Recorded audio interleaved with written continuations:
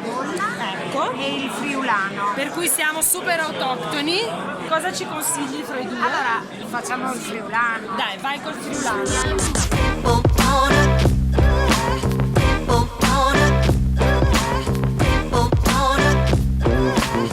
Raccontaci cos'è il friulano e cos'era. Che cos'era? Beh, proprio l'anno scorso ha celebrato i 10 anni da quando aveva cambiato nome, il famoso Tokai, che c'è stata questa diatriba con l'Ungheria e noi abbiamo perso il nome e adesso si chiama Friulano.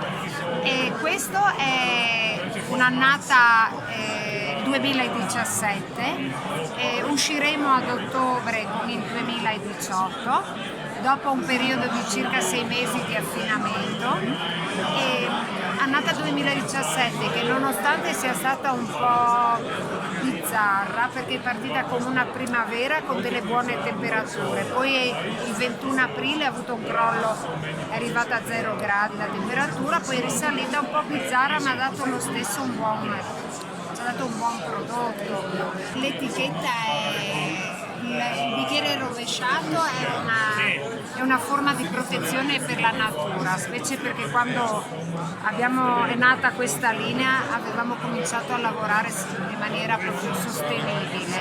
È una forma di protezione. Il gallo perché il Tokai, per noi il friulano, è come un gallo, è il boss del pollaio. Allora noi lo stiamo assaggiando, tu Luigi insieme a me. Eccolo qua nel bicchiere.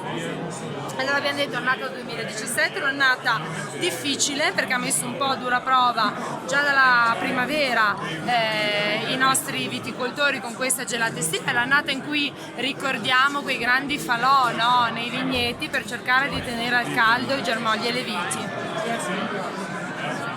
Poi era un bellissimo naso, quasi con delle note di cipria, no? Quindi estremamente soffice, delicato, elegante, fruttato, vagamente floreale.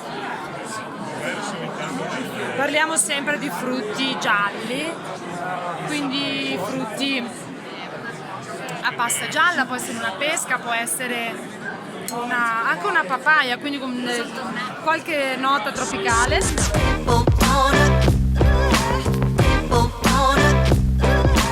Questa alternanza fra dolce e sapido, quindi questi profumi molto dolci, io parlavo di cipria, parlavo di frutta quasi tropicale, matura, insieme alla poi sapidità invece che abbiamo in bocca e una buona acidità che sostiene tutto, poi anche per l'annata un po' diciamo complicata, ci dà delle opportunità di abbinamento con prodotti tipo un prosciutto di San Daniele, quindi un prosciutto crudo, però molto dolce. 2 fettine di crudo con magari anche un po' di grasso, non solo Sì, magro. sempre, assolutamente, che ci vuole. E un calice. Bene, allora facciamo un bel brindisi ragazzi. Manca solo una fetta di polenta, però possiamo provvedere. Sì.